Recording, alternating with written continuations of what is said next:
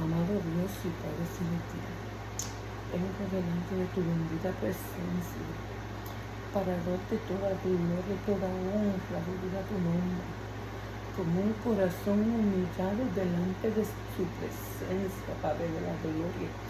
Que tú, Padre, me unja la cabeza hasta la planta de mi pie con el ungüento bendito del aceite, y que tu Espíritu Santo sea el que fluya, Padre, y ponga cada palabra, Dios mío, no de inteligencia humana, sino la que proviene de tu Espíritu Santo, para que tu palabra, Dios mío, penetre en cada corazón, en cada vida que ha de escuchar, Dios mío, estas cortas palabras, estos mensajes, Padre, de alerta, Padre, para que se aperciban y vengan buscando nuevamente el refugio que solamente está en ti, Padre, para que sus vidas sean llenas de paz, que tú les brindes consuelo, seguridad y protección, Padre amado. Quítame a mí, Dios mío, porque nada soy si tu presencia no está conmigo, sino que sea el fluir de tu Espíritu, porque tu Espíritu es el que habla en lo profundo de los corazones, Dios mío. Te lo pido en el dulce y bendito nombre de tu Hijo amado Jesucristo, en el dador de la vida, que lo que quiere único es dar vida a las vidas, Señor, para que puedan encaminar sus caminos, Señor, y su mirada hacia ti, Padre Santo. En el nombre de tu Hijo amado Jesucristo, te lo pido, Padre. Amén, amén. La palabra de Dios dice en Mateo capítulo 24 y versículo 25 24 en adelante. Capítulo 24, versículo 24 hasta el 28, con la bendición del Padre, la del Hijo y la comunión del Espíritu Santo. Amén. Porque se levantarán falsos cristos y falsos profetas, y harán grandes señales y prodigios, de tal manera que engañarán, si fuera posible, aún a los escogidos. Ya os lo he dicho antes, así que si os dijeren, mirad, está en el desierto, no salgáis, o mirad, está en el aposento, no lo creáis. Porque como el relámpago que sale del oriente y se muestra hacia el occidente, así será también la venida del Hijo del Hombre. Porque donde quiera que estuviere el cuerpo muerto, allí se juntarán las águilas. Y en Marcos 13 dice, bendito Jesús,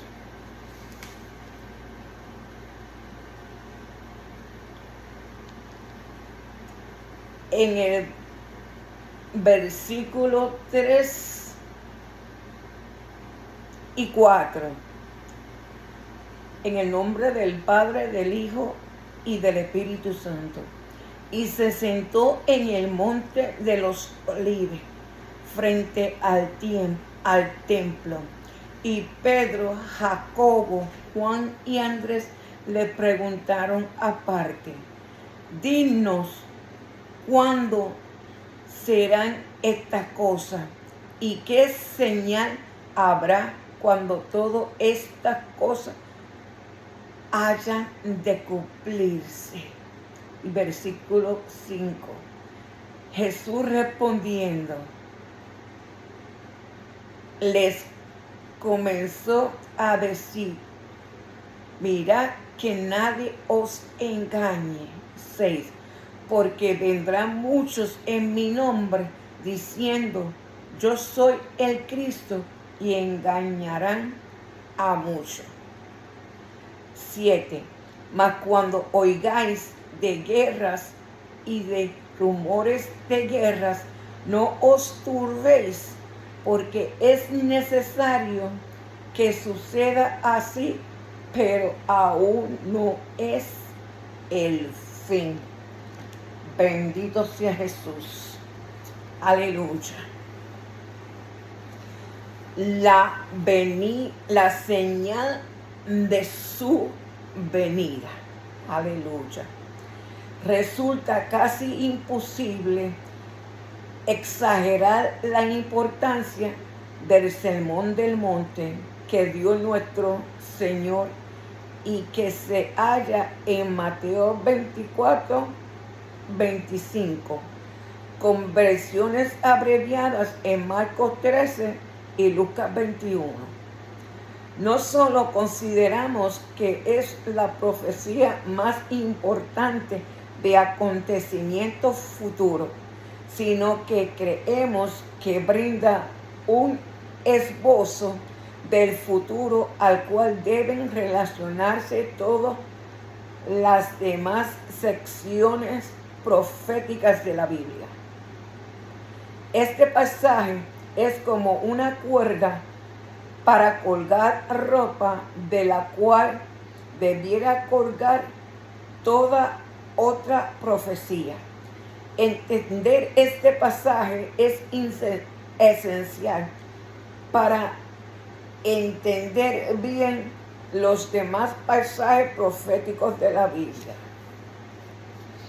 Aunque cada sección del Sermón del Monte da una vista anticipable notable del futuro, los primeros versículos del sermón de Jesús nos dan un contexto histórico único que nos permitirá percibir cuando estén por desplegarse los grandes acontecimientos que describe. Cuando Jesús salió del templo y se iba, se le acercaron sus discípulos para mostrarles los edificios del templo. Mas respondiendo él les dijo, ¿veis todo esto? En verdad os digo, no quedará aquí piedra sobre piedra que no sea derribada. Y estando él sentado en el monte de los olivos, se le acercaron los discípulos en privado, diciendo, dinos, ¿cuándo sucederá esto? ¿Y cuál será la señal de su venida y de la consumación de este siglo? Respondiendo Jesús les dijo, mirad que nadie os engañe, porque muchos vendrán en mi nombre diciendo, yo soy el Cristo, y engañarán a muchos, y habréis de oír de guerras y rumores de guerra. Cuidado, no os alarméis, porque es necesario que todo esto suceda, pero todavía no es el fin. Porque se levantará nación contra nación y reino contra reino, y en diferentes lugares habrá hambre y terremoto. Pero todo esto es solo el comienzo de dolores. Mateo 24, 1 al 8. Debemos entenderlo literalmente. A veces cuando las personas tratan de entender los textos proféticos, no tienen la seguridad de si deben leer los pasajes bíblicos en forma literal o simbólica. Podemos agradecer que el Sermón del Monte empiece con un caso de examen por el cual podemos determinar cómo debemos leer el resto de su sermón. En los 2 primeros versículos de Mateo 24 se ve que los discípulos se ufanan orgullosos de los edificaciones del templo ante su maestro. Indudablemente esperaban que él exclamara "oh" y "ah" junto con ellos, pero decir que nuestro Señor se quedó impertérrito con lo que vio no hace justicia de su respuesta, pues él preguntó a los discípulos: ¿veis todo esto? Señalando sin duda las resplandecientes estructuras que los rodeaban. En verdad os digo, no quedará aquí piedra sobre piedra que no sea derribada. Fíjese con todo cuidado en este importante caso de examen. Jesús profetizó en estos versículos no solo que el templo sería destruido, sino que su ruina sería tan completa que ni siquiera una sola piedra quedaría encima de otra. La historia registra que las palabras de nuestro Señor se cumplieron al pie de la letra en el año 70 después de Cristo. En aquel año, el ejército romano al mando de Tito destruyó la ciudad de Jerusalén. Los incendios rugieron en toda la ciudad y en la zona del templo. Luego que se consumieron las llamas, los soldados vieron que habían grandes cantidades de oro que se había fundido y metido en los huecos de los bloques de la piedra del templo. Para recuperar el metal precioso, los romanos tuvieron que demoler los edificios, piedra por piedra. De este modo, la profecía de Jesús se cumplió literalmente. Ni una sola piedra quedó encima de otra. Algunas de esas piedras fueron empleadas después para levantar el muro que hoy vemos erigido cerca del borde del monte del templo. Cada vez que usted mire fotografías del muro de los lamentos de Jerusalén, santuario que puede verse diariamente en el internet, usted mira la exactitud tremenda de la predicción de Jesús y obtiene un tremendo indicio acerca de la manera en que debe interpretarse el resto del sermón. ¿Cuál será la señal? Estamos endeudados con los discípulos por hacer a Jesús esa pregunta crucial. ¿Cuál será la señal de su venida y la del tiempo del fin? Nuestro Señor indicó en su respuesta varias señales significativas que caracterizarán la vida en la tierra justo antes de su regreso. Creemos que algunas de esas señales ya se cumplieron y que en el tiempo del fin pudiera ser muy pronto, hasta en nuestra generación. Es importante fijarse en las dos primeras advertencias que Jesús hizo a sus discípulos y a nosotros en Mateo 24, 4 y 6. Mira que nadie os engañe, porque muchos vendrán en mi nombre diciendo, yo soy el Cristo, y engañarán a muchos. 2. Y habréis de oír de guerra y rumores de guerra. Consideremos ambas advertencias, empezando por la primera. 1. La señal del engaño. Los últimos tiempos estarán llenos de engaño. Tenga la plena seguridad. Jesucristo lo predijo. Nuestro Señor advirtió 6 veces, por lo menos en su sermón del monte, a los discípulos contra los falsos maestros y engañadores. Mirad que nadie os engañe, porque muchos vendrán en mi nombre diciendo, yo soy el Cristo, y engañarán a muchos. Y se levantarán muchos profetas falsos, y a muchos engañarán. Mateo 24, 11. Entonces, si alguno os dice, mirad, aquí está el Cristo, o allí está, no le creáis.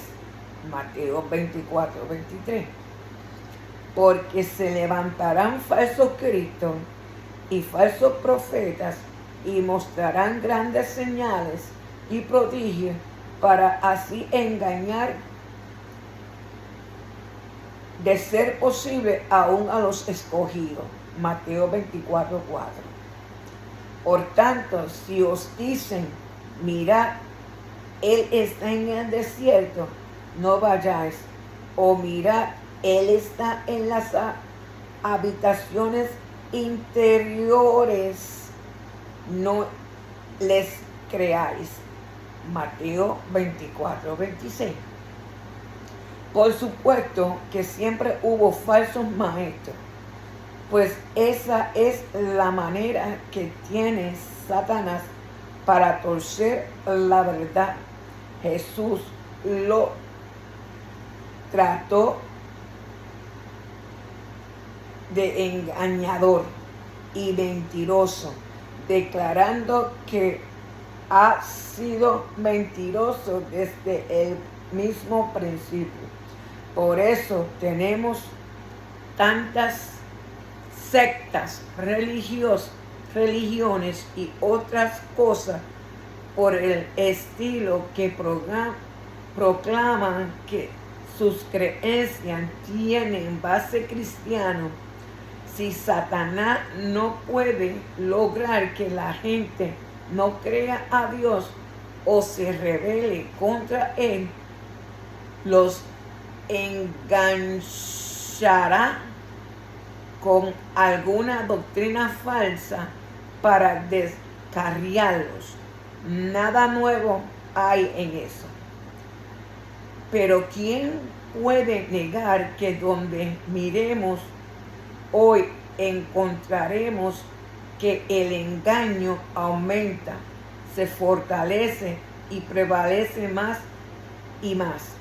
Difícilmente pase una semana sin que alguien no nos escriba tratando de convencernos de alguna doctrina nueva que no se relaciona a las Escrituras, o que las distorsiona quitándole su significado original.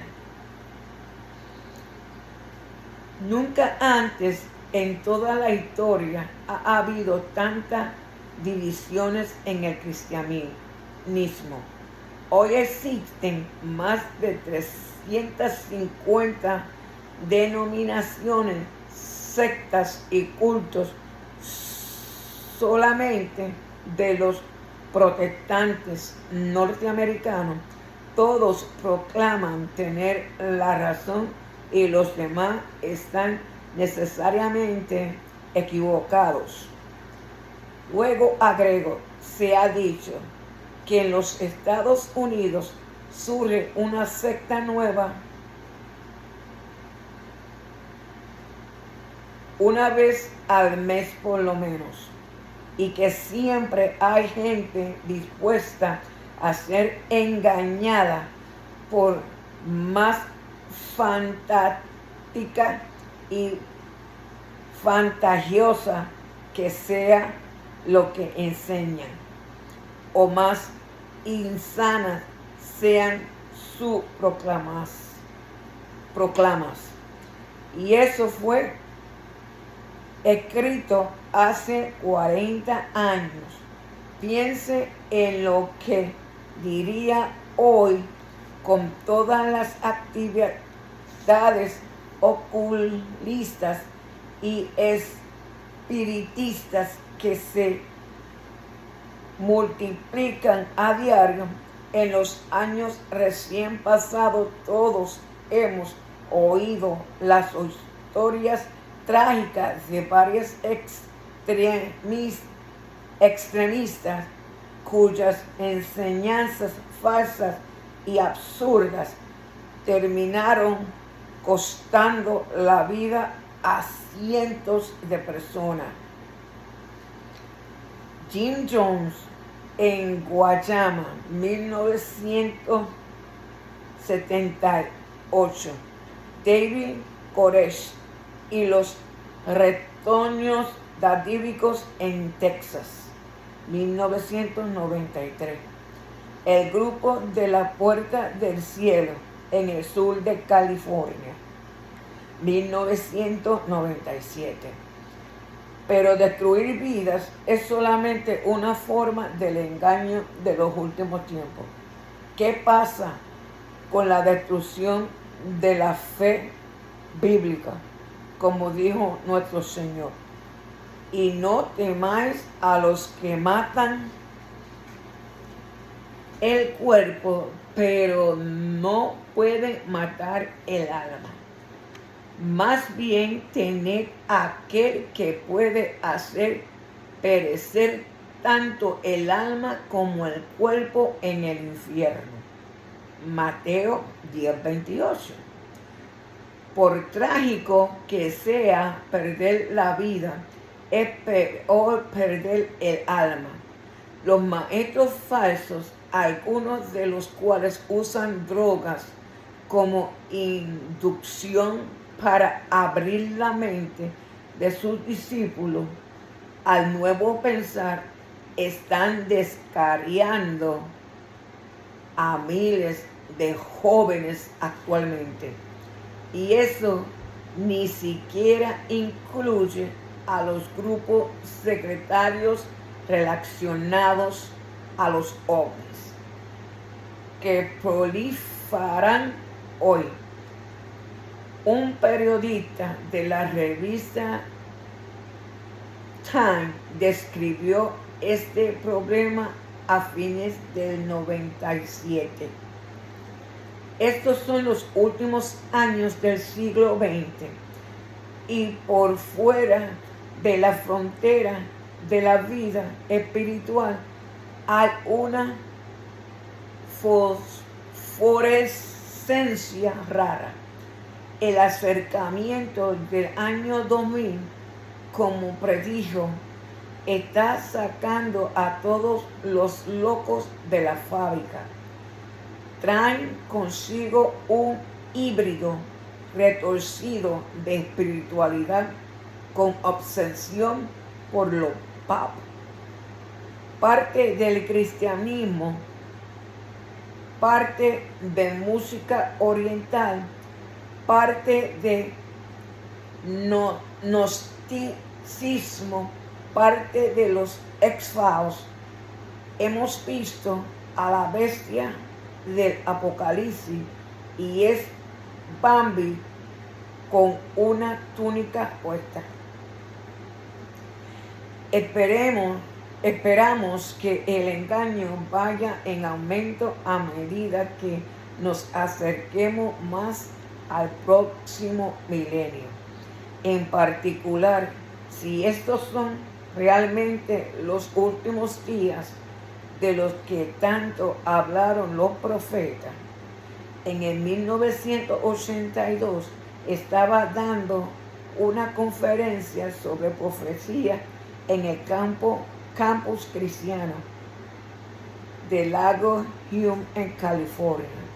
El administrador de la librería del predio estudiantil me vino a ver para saber qué pensaba yo de un aviso a toda página publicada en el periódico Los Angeles Times para anunciar la llegada de el Cristo.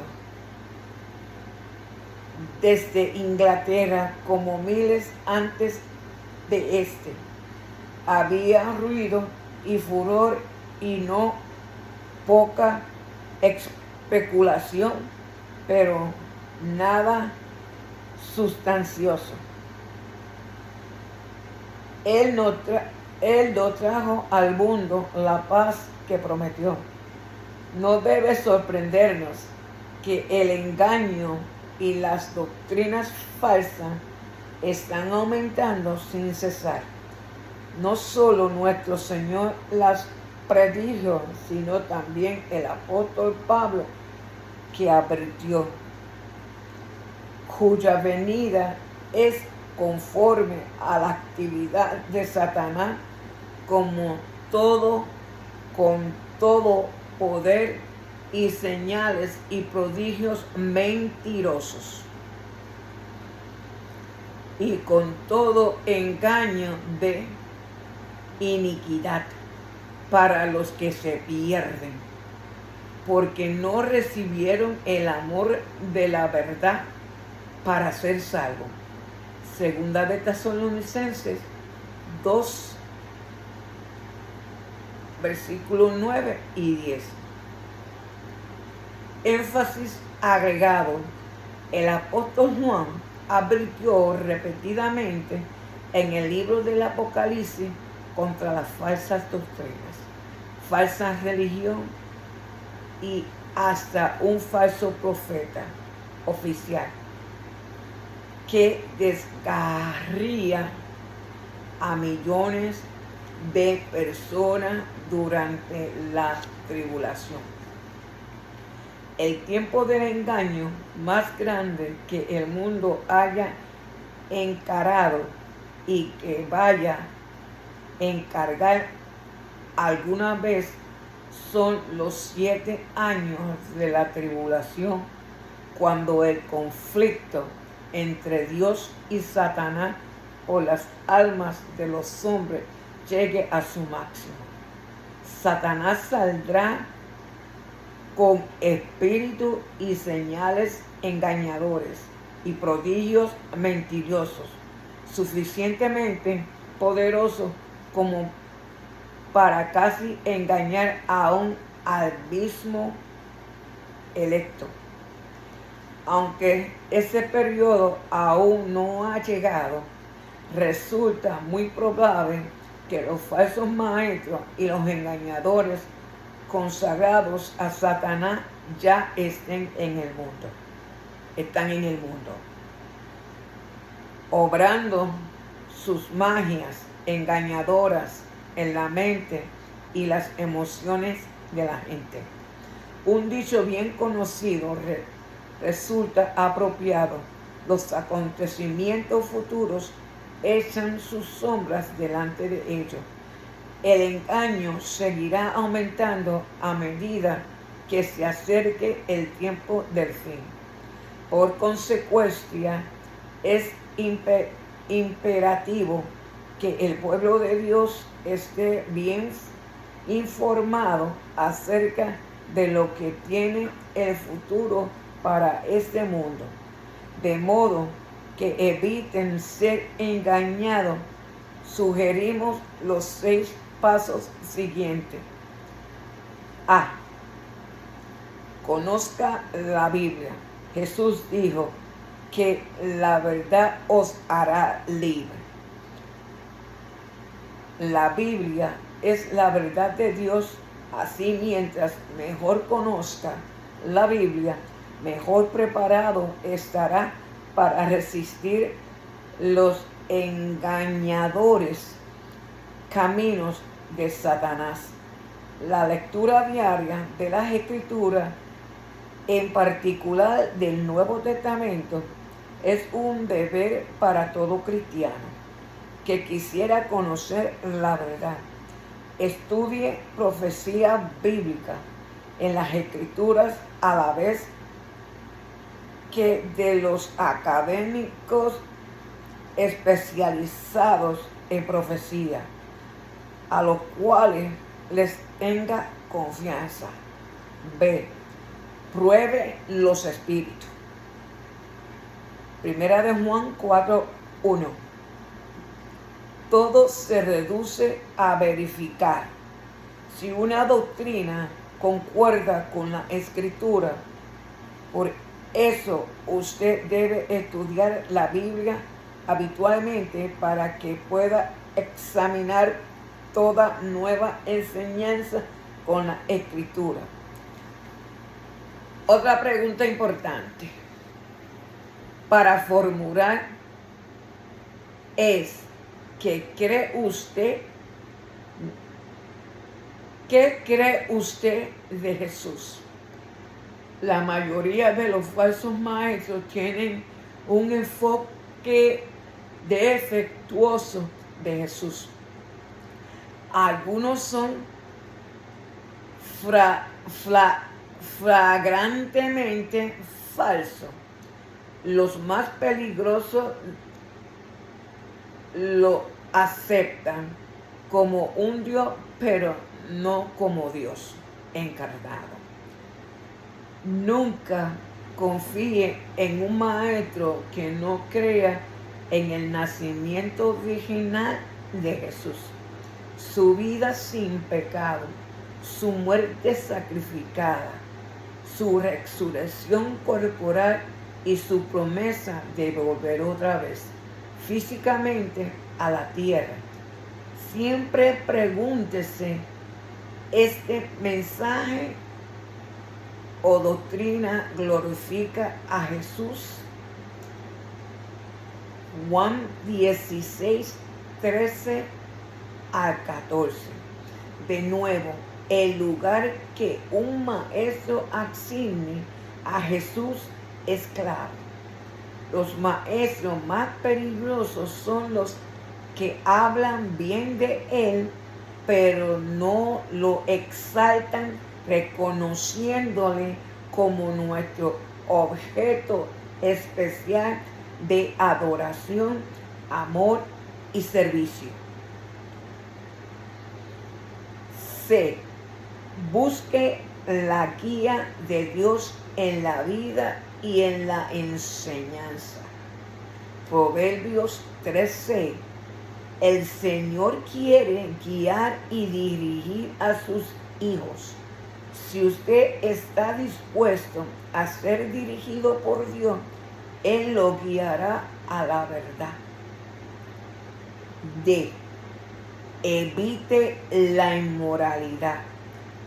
Nada turba más la mente que la lujuria y el pecado, que dañan el razonamiento de la mente sobremanera materias eternas. Compara firmemente su fe con el prójimo. Este mundo nunca ha estado más confundido en lo religioso. Cuando usted da testimonio de su fe al prójimo, usted florece su propio convencimiento y ayuda a muchos de los muchos de los que alcanzan. F. Ande en el Espíritu. Efesios 5, 17 al 21. Todos los cristianos de toda época deben andar en el Espíritu, pues Pablo dice que es la voluntad del Señor, versículo 17, al llenar el Espíritu su vida y usarla, Él le sensibilizará a la verdad, a la vez que al error. Él le sensibilizará a la verdad, lo guiará a la verdad y no al error. Muchos maestros falsos están dotados de carisma natural que al comienzo los hace parecer tremendamente espirituales y profundos, pero al seguir los pasos arriba, bosqueado, el Espíritu Santo dentro de usted le dará testimonio a su espíritu acerca de si un maestro dispersa verdad o error. Yo he visto que esto obra en mi propia vida. Cada mes recibo una profecía de 4 a 6 páginas de parte de una mujer que dice ser profetisa de los últimos días.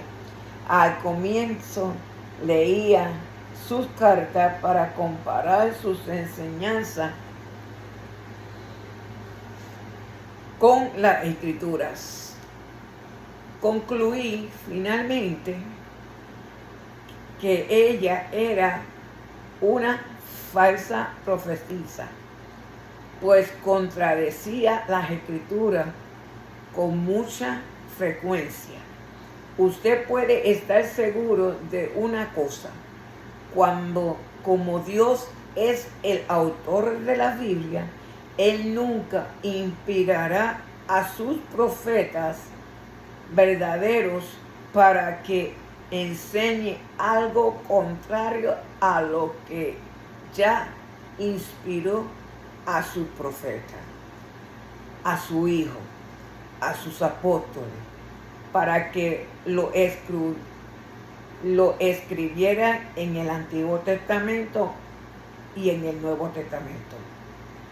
La señal de guerra y rumores de guerra. ¿Sabía usted que ha habido 15,000 guerras aproximadamente en la historia humana registrada? La humanidad siempre ha ansiado arreglar sus diferencias o extender sus fronteras por medio de la carnicería de la guerra, pero el siglo XX en particular ha sido mucho más sangriento que cualquier otro siglo que le precediera. Ha muerto muchísima más gente en guerras de los pasados 100 años que en todos los siglos anteriores, y las guerras continúan proliferando. En todo el planeta han estallado conflictos étnicos,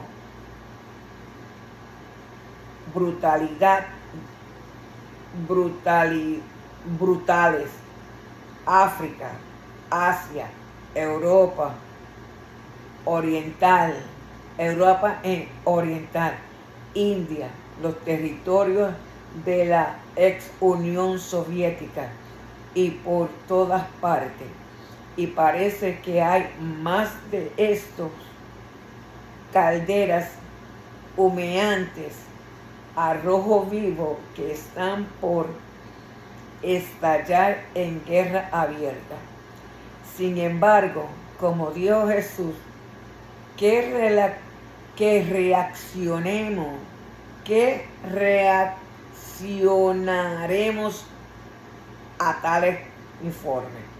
Cuidado, no os alarméis, dijo. ¿Y por qué no debemos alarmarnos? Dos razones. Una, porque es necesario que todo esto suceda.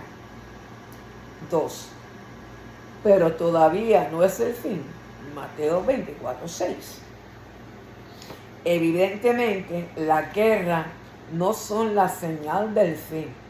Sin embargo, Cristo inyectó eficacemente el tema de la guerra en su respuesta a la pregunta de los discípulos: ¿cuál será la señal de tu venida y de la consumación del siglo?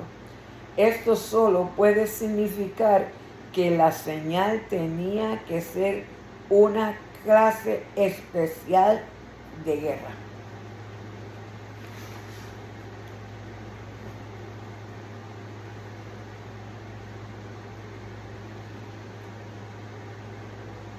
Una vez más, recordemos las palabras de Jesús, Mateo 24, 7 al 8, respondiendo la pregunta de sus discípulos acerca de la consumación del siglo. Porque se levantarán nación contra nación y reino contra reino, y en diferentes lugares habrá hambre y terremotos. Pero todo esto es solo el comienzo de dolores. Aleluya. Mateo 24, 7 al 8.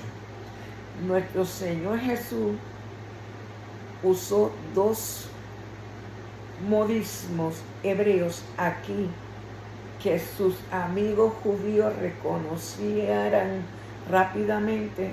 El primero, basado en Segunda de Crónicas 15, capítulo 15, 1 al 7, e Isaías 19, versículo 1 y 2. Es nación contra nación y reino contra reino. Él hablaba de una guerra empezada por dos naciones, en que pronto se une a cada combatiente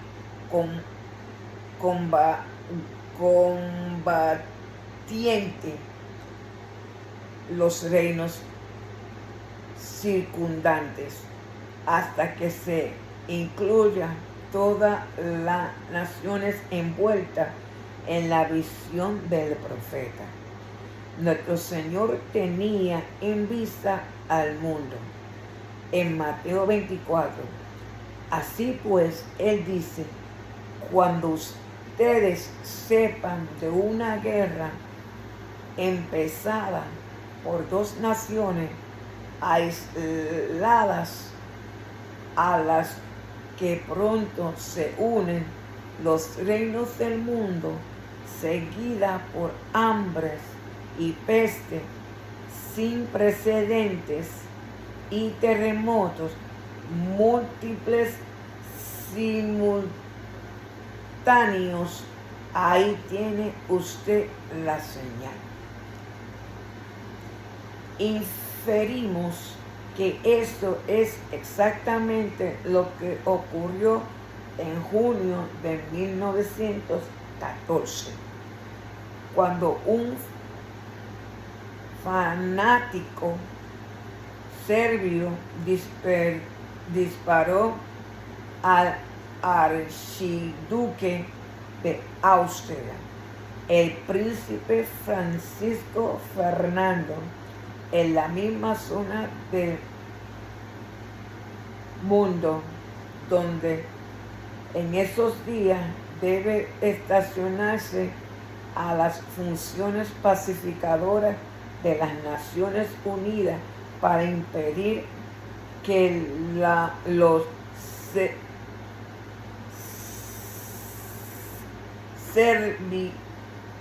serbios y los croatas se maten mutuamente.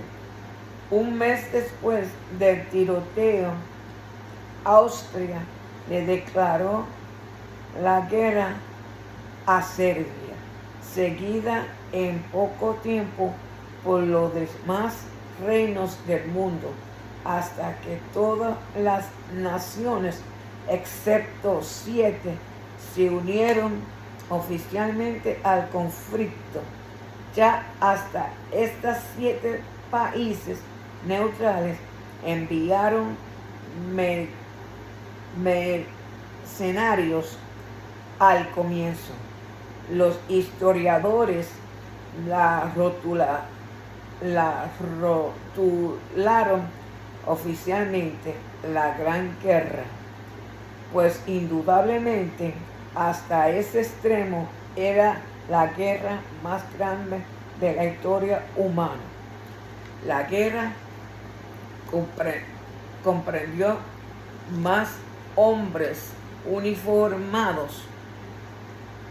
Los cálculos totalizaban 53 millones, de los cuales murieron 13 millones.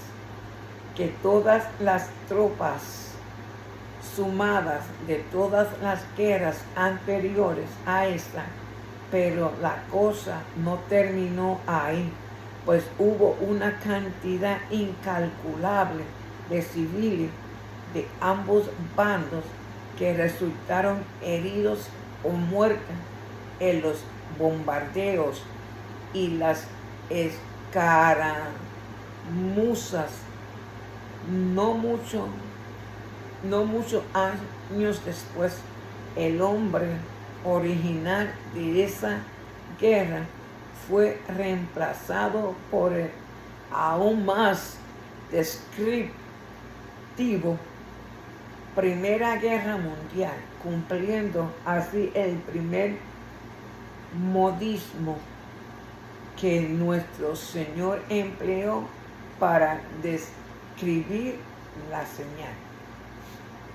Sin embargo, si esto fuera todo lo que pasó en 1914 a 1918, no alcanzaría para cumplir toda la profecía de nuestro Señor. Recuerden que Él añadió: y en diferentes lugares habrá hambre y terremoto. Un vistazo a la historia revela que la epidemia de influenza de 1918 se diseminó por toda Europa, Canadá y los Estados Unidos, cobrando más vida que las pérdidas en los campos de batalla.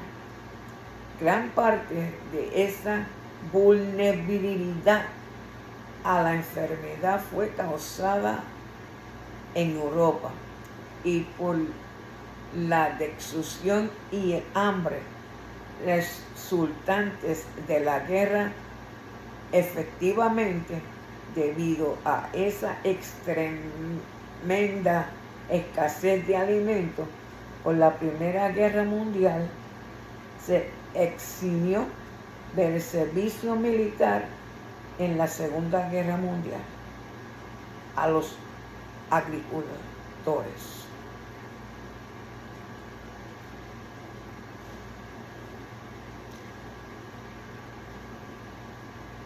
Todo esto está cumpliéndose velozmente en nuestro siglo.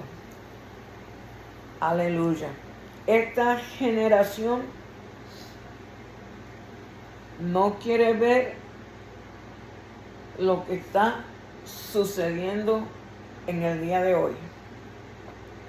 cada día más estamos acercándonos a la venida de nuestro Maestro. Aleluya. Y muchos tenemos los ojos espirituales cegados. Necesitamos una intervención del Espíritu para que abra a la luz su vista. Aleluya.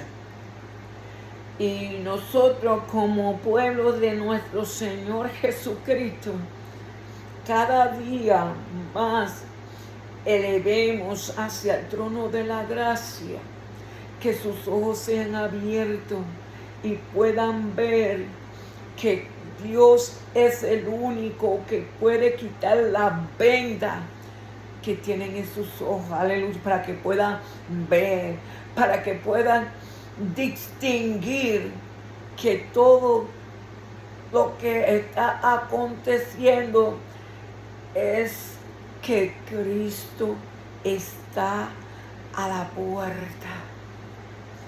Cristo está a la puerta y Cristo quiere entrar en el corazón de cada persona. Bendito sea Jesús. Pero la humanidad tiene el corazón tan endurecido que aún viendo no creen y aún escuchando no pueden percibir, porque estas cosas, los misterios de Dios, nadie los conoce, solamente hay que estar en el Espíritu para poder entender un poco lo que está pasando. Aleluya. Porque los pensamientos nuestros no son los mismos de Dios. Nuestros caminos no son los caminos que Dios quiere que nosotros tomemos. Nosotros siempre vamos a querer caminar el mundo por nosotros mismos. Y nosotros no podemos caminar a nuestra vista. Nosotros tenemos que caminar y dejarnos conducir por el Espíritu Santo. Porque el Espíritu Santo es el que guía a toda verdad y a toda justicia. El mundo tiene que entender que sin Dios no se puede vivir. Cristo Jesús tiene, aleluya, oh gloria a Jesús, debe habitar en el corazón del ser humano para que pueda escapar de lo que ha de venir sobre la faz de la tierra. Mientras hay vida, hay esperanza. Después que la vida se va, ya no hay más nada. Ahora es el tiempo. Ahora es que Dios, por medio de Jesús, está extendiendo su mano de misericordia y de gracia. Porque sabemos todos que estamos viviendo por la gracia. Y que por la gracia somos salvos, no por lo que hayamos obtenido o lo que hemos de alcanzar. Solamente es por gracia. Nosotros somos salvos por gracia. Por ese amor tan infinito, tan profundo, un amor agape. El amor de Dios para nosotros es agape. No tiene fin, pero para que nosotros disfrutemos de ese amor y podamos escapar, tenemos que refugiarnos en Él. Aleluya. Oh, gloria a Jesús. Para la gloria y honra de mi Señor Jesucristo voy a entonar una alabanza, el tren de la vida. Mediten en su letra. Bendito Jesús. Aleluya. En el tren de la vida que va para Sion, sin comprar boleto, en ese yo voy. El viaje es glorioso y gozoso voy, porque Cristo es conductor. El viaje es gratuito, nada hay que pagar, porque ya pagado está. Si en el tren de la vida quieres viajar, date prisa, amigo, y hazle la señal. Todavía hay tiempo, porque asientos hay, solo espera su llamar. Los que van de viaje muy gozosos van, solo van pensando en la gran ciudad. Habrá calles de oro y un mar de cristal, do por siempre morarán.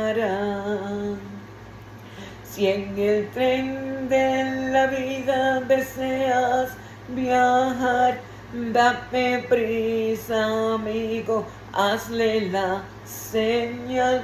Todavía hay tiempo, porque asientos hay, solo espera su llamar. Cánticos celestes se oyen resonar, y por el paraje jubilosos van, esperando ansioso la estación final, que es el trono celestial. Si en el tren de la vida deseas viajar, date a prisa, mi amigo, y hazle la señal. Todavía hay tiempo, porque asientos hay, solo espera su llamar. Y en el tren de la vida deseas viajar, date prisa, mi amigo, y hazle la señal. Todavía hay tiempo, porque asientos hay, solo espera tu llamar. El viaje es glorioso y gozoso voy, porque Cristo es conductor.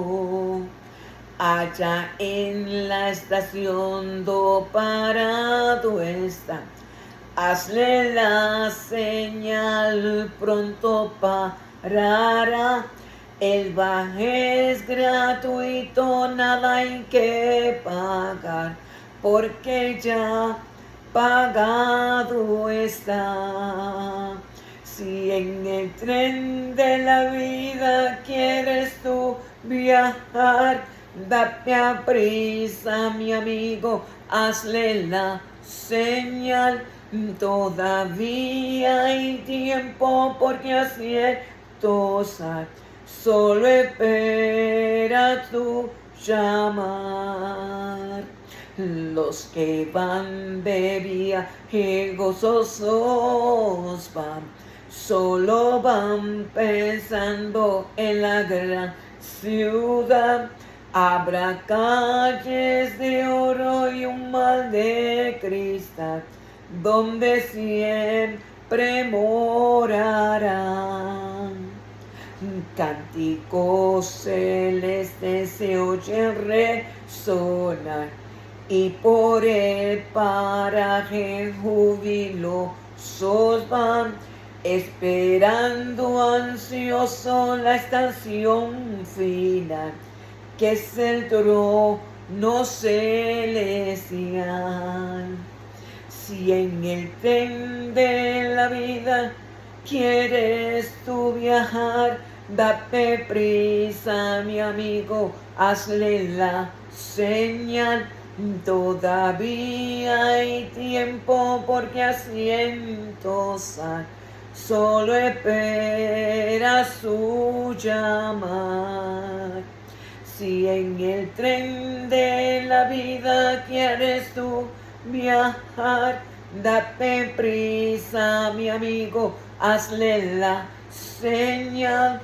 Todavía hay tiempo porque asientos hay. Solo espera su llamar.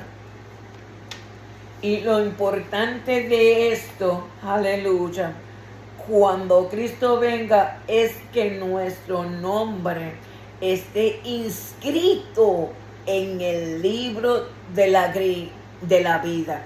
Y así entra un siervo fiel, en lo mucho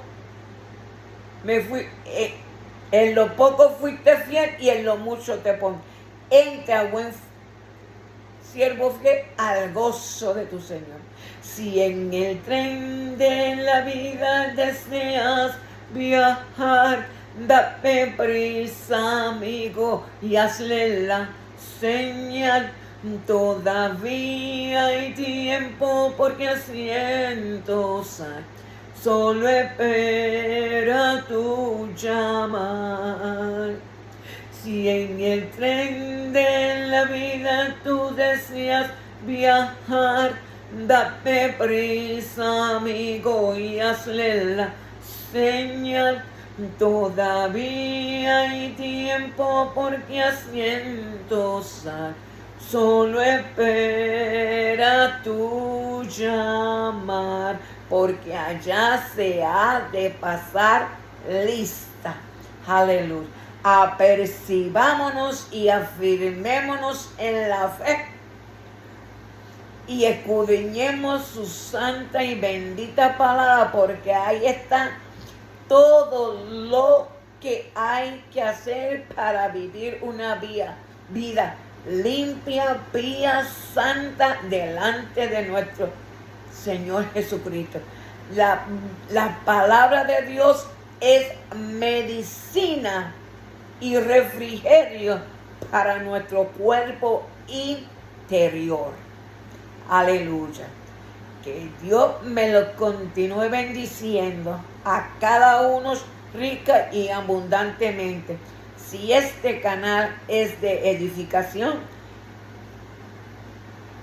y bendición para tu vida, haz clic en la campanita y sígame. Bendiciones múltiples. Dios te guarde.